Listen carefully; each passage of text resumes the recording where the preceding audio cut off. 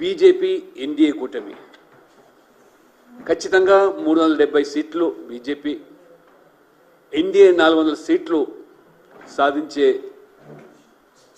దిశగానే ఇది రూఢి అవుతా ఉన్నది. ఈ పార్టీకే భారతీయ జనతా పార్టీకి మెజార్టీ ఈ 4 ఫేజుల్లో కూడా స్పష్టంగా సాధించామనేటువంటి సమాచారం అందుతుంది. కాంగ్రెస్ పార్టీకి ప్రతిపక్ష హోదా కూడా దక్కలేని పరిస్థితి మళ్ళీ నిర్మాణం కావడం. రాష్ట్రంలో కూడా రేవంత్ రెడ్డి గారు నీళ్ళ విడిచి సాము చేసిన ప్రజలు ఉచితాలను గ్యారెంటీలను నమ్మలేదు.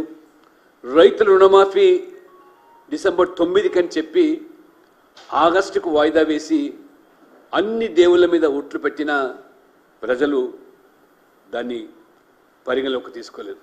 అలవిగాని హామీలు ఇస్తున్నాడని ఈ రాష్ట్రం పూర్తిగా మరి అప్పుల ఊబిలోకి నెట్టబడి ఉన్నటువంటి విషయాన్ని తెలుసుకొని కూడా మరి ఇచ్చిన హామీలు ఏ రకంగా అమలు చేస్తారనే దాని మీద ఎక్కడ కూడా స్పష్టత లేదు.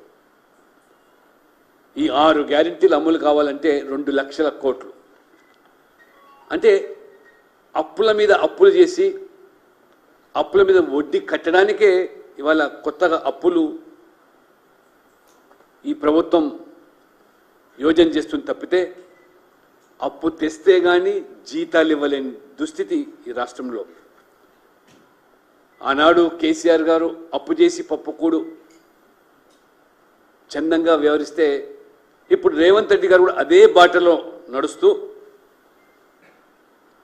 ప్రభుత్వం ఏర్పడిన 5 నెలల్లోనే 16,000 కోట్లు అప్పులు చేసి ఈ రాష్ట్రాన్ని అప్పుల కుప్పగా మార్చి కాంగ్రెస్ అసలు ఈ రాష్ట్రాన్ని ఏమి చేయదలుచుకున్నదో కొత్తగా